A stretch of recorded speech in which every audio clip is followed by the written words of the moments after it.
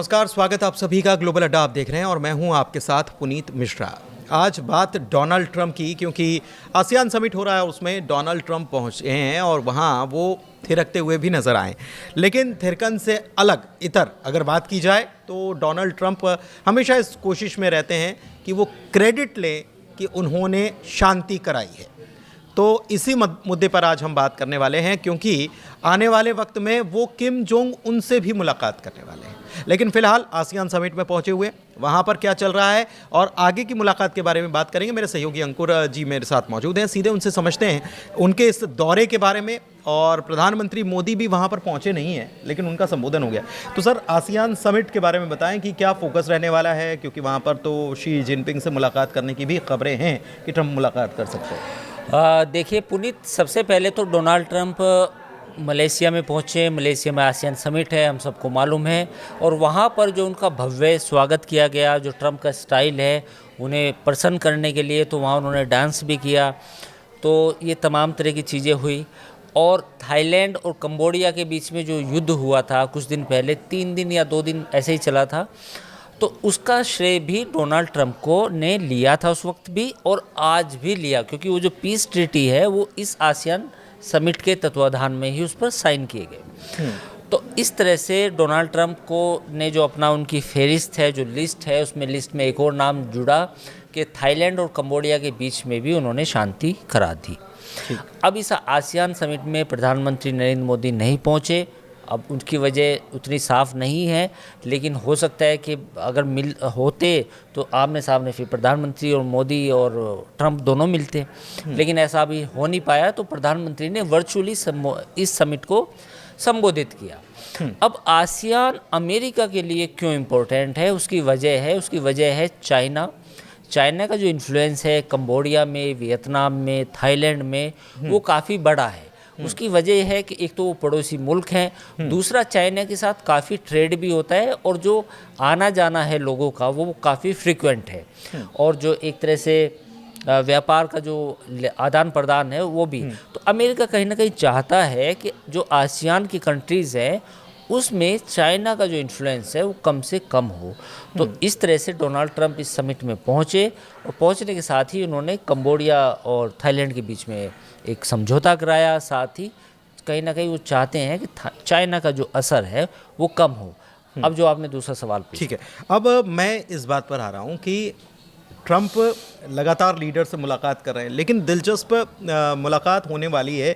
एक तो Xi Jinping से वहीं पर मुलाकात करने वाले हैं और दूसरा है किम जोंग उन से मुलाकात का उनकी प्लानिंग है कि वो चाहते हैं कि मुलाकात हो। तो पहले शी जिनपिंग से मुलाकात के बारे में समझ लें, क्योंकि हाल के दौरे में 155% टैरिफ लगा दूंगा नहीं माने तो। जब इस प्रकार की तनातनी देखने को मिली हो और चीन कह रहा हो कि हम हर प्रकार के युद्ध के लिए तैयार हैं, इस बीच ये मुलाकात के मायने क्या हैं और क्या इसमें कुछ निकल भी पाएगा, नहीं निकल पाएगा, या गर्मजोशी नज़र आएगी तस्वीरों में? देखिए, अमेरिका और चीन के बीच में जो प्रतिद्वंद्विता है वो ख़त्म हो जाएगी हाथ मिलाने से, तो ऐसा तो नहीं है। क्योंकि चीन नैसर्गिक तौर पर यानी कि नेचुरली मानता है कि उसका कंपटीशन अगर पूरी दुनिया में है तो अमेरिका से है। और अमेरिका का जो डीप स्टेट है वो भी जानता है कि अगर पूरी दुनिया में उसे इस वक्त कोई इकोनॉमिकली टक्कर दे सकता है तो वो चाइना है।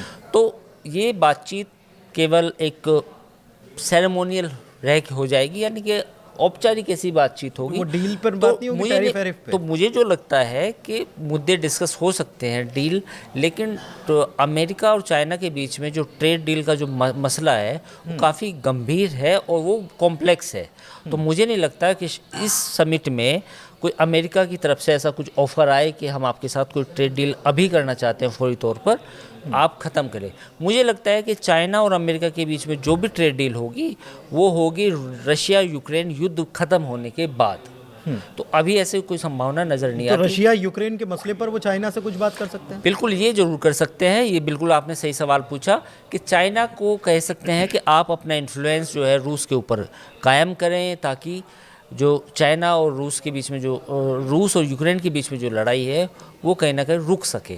तो मुझे लगता है कि ये इस पर ज़रूर बात हो सकती है जो आपने कहा। अच्छा, एक प्लानिंग और है और वो प्लानिंग है उनका उत्तर कोरिया जाने का प्लानिंग है। वो मतलब जाने की प्लानिंग या मुलाकात की प्लानिंग, क्योंकि 3 बार पहले किम जोंग उन से मिल चुके हैं। और एक तो हमको याद है कि वो दक्षिण कोरिया में थे और वो बॉर्डर क्रॉस कर रहे थे और उन्होंने पूछा था किम जोंग उन से कि क्या मैं दाखिल हो सकता हूँ क्या। ये तस्वीरें बड़ी वायरल हुई थी।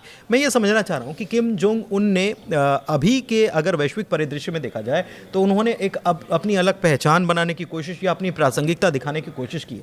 वो इसके पहले किम जोंग उन चुपचाप एक मतलब उत्तर कोरिया ऐसा देश हुआ करता था जो खामोश रहता था और अपनी ताकत बढ़ाता था, लेकिन अब वो प्रासंगिकता दिखाने की कोशिश कर रहा है। इसको कैसे देखते हैं और ये मुलाकात क्या हो सकती है, मानेंगे किम जोंग उन? नहीं, बिल्कुल हो सकती है अगर अमेरिका का जो प्रशासन है वहाँ के सूत्रों के हवाले से खबर को माने, यानी कि जो हम आमतौर पर जिसका जिक्र करते हैं कि सोर्सेज के हवाले से, तो उसमें कुछ ऐसी रिपोर्ट्स आई हैं जिसमें कहा जा रहा है कि प्रेसिडेंट डोनाल्ड ट्रंप के कहीं ना कहीं ये प्रस्ताव आया है कि एक अनऑफिशियल एक अनौपचारिक बातचीत हो नॉर्थ कोरिया के साथ।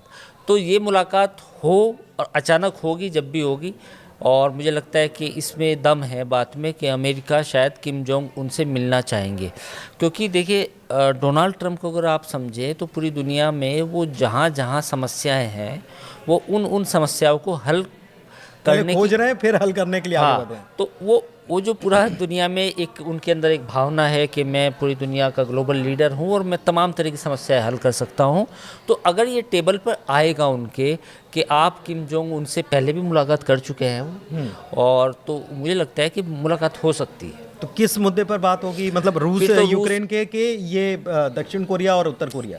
दक्षिण कोरिया उत्तर कोरिया का तो एक मसला पुराना है ही, साथ ही इस बात पर भी हो सकती है कि अगर नॉर्थ कोरिया अमेरिका के साथ किसी नेगोशिएशन में जाता है तो जो उसके ऊपर प्रतिबंध लगाए गए हैं तो उनको कम किया जा सकता है ना।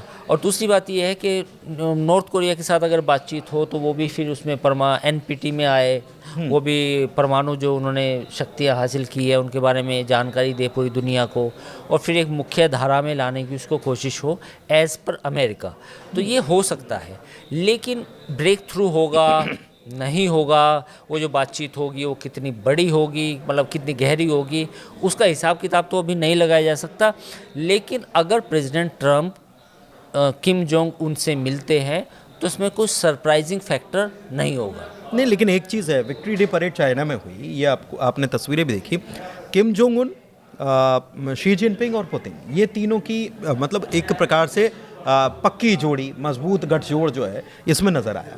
और ये अमेरिका की टेंशन को बढ़ाने वाला है, क्योंकि ख़ास तौर पर उत्तर कोरिया और पुतिन जो हैं वो साथ में मिलकर सैन्य सहयोग बढ़ता जा रहा है। देखिए सैन्य सहयोग बिल्कुल पुनीत, सैन्य सहयोग जो इनको एक्सिस ऑफ इविल बोला जाता था, एक तो नॉर्थ कोरिया था और एक ये आपका ईरान था, तो इन तमाम मुल्कों को एक्सिस ऑफ इविल बोला जाता था। तो अब ईरान का मसले पे तो आपने देखा ही क्या हुआ, पूरी दुनिया ने देखा कि उन पर अटैक भी हुआ। लेकिन नॉर्थ कोरिया एक ऐसा मुल्क है जिसके बारे में कहा जाता है कि उसके पास परमाणु हथियार हो सकते हैं। अभी 2 महीने पहले एक तस्वीर आई थी जिसमें उन्होंने काफ़ी बड़ी मिसाइल उन्होंने पूरी दुनिया को दिखाई थी। तो वो ऐसा माना जा रहा है कि शायद वो एटॉमिक उसमें वॉरहेड लगाए जा सकते हैं। तो अमेरिका की सबसे बड़ी चिंता और जो CIA की चिंता वो ये है कि नॉर्थ कोरिया एक ऐसा मुल्क है जिसने पूरी दुनिया में ऐलान तो नहीं किया है कि उसके पास एटॉमिक बॉम्ब है, बट उसके पास वो ताकत है। तो ऐसे में अमेरिका उसको एंगेज करना चाहता है, बातचीत करना चाहता है, और साथ ही कोशिश करना चाहता है कि रूस और चाइना के प्रभाव से हटे, मुख्य धारा में आए, उसको कुछ बेनिफिट्स दिए जाएं, प्रतिबंध हटाए जाए, और साथ ही नॉर्थ कोरिया साउथ कोरिया के बीच में जो तनाव है उसको भी ख़त्म किया जाए। अच्छा, एक चीज़ और है कि आसियान ऐसा मंच पहला नहीं है जहां ट्रंप और मोदी की मुलाकात की संभावना बन रही हो, लेकिन इस बार भी नहीं हुई। हिंदुस्तान में जो सियासत हो रही है वो इस बात को लेकर हो रही है कि जानबूझकर ये मीटिंग्स को टाला जा रहा है। भारत और अमेरिका के बीच टेंशन भी अपने चरम पर है। तो क्या आपको लगता है कि ये भारत का एक ऐसा स्टांस है जो अलग तरीके से लिया जा रहा है अमेरिका को ये समझाने के लिए कि आपसे मुलाकात या बातचीत तब हो पाएगी जब आप कोई कॉन्क्रीट चीज़ें कर पाएँ, क्योंकि बिजनेस का मामला जो है वो बड़ा पेचीदा होता जा रहा है हिंदुस्तान और अमेरिका के बीच? ये कॉम्प्लेक्स सवाल है और उसका जवाब मुझे लगता है कि उतना ही कॉम्प्लेक्स है। अभी जो हालात हैं भारत और अमेरिका के बीच में वो इतने बेहतर नहीं हैं और मुझे लगता है कि ये बात हमें स्वीकार करनी चाहिए। उसकी वजह बहुत सारी है। उसकी वजह ट्रेड में जो हमारा टैरिफ की जो लड़ाई चल रही है वो भी है। फिर कहीं ना कहीं दो बड़े नेता प्रधानमंत्री नरेंद्र मोदी और डोनाल्ड ट्रंप, उनके बीच में भी वो कहीं ना कहीं केमिस्ट्री थोड़ा सा मिस हो रही है। तो अभी शायद वजह मुझे एग्जैक्टली तो नहीं पता, वो तो भारत सरकार जानती होगी, पर आसियान में प्रधानमंत्री अगर जाते तो डोनाल्ड ट्रंप से बात होती और फिर कुछ भी हो सकता था।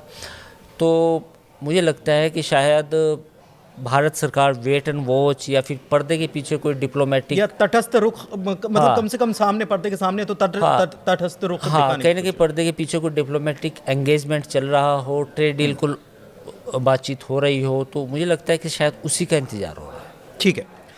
तो कुल मिलाकर डोनाल्ड ट्रंप के दौरे की हमने बात की और उनकी आगे की प्लानिंग की बात की। आपको क्या लगता है कि डोनाल्ड ट्रंप जो डील मेकर खुद को साबित करते हैं, एक बार फिर से आसियान में भी उन्होंने यही किया कि मैंने डील करा दी, देखिए युद्ध रुकवा दिया, और क्या वो उत्तर कोरिया और दक्षिण कोरिया के बीच में भी तनातनी को कम करने की कोशिश में है और वही डील मेकर की छवि को बनाने की या और उसे बढ़ाने की कोशिश वो कर रहे हैं? आपको क्या लगता है कमेंट के जरिए हमें बता सकते हैं। फिलहाल इस चर्चा को यहीं विराम देते हैं। बहुत धन्यवाद।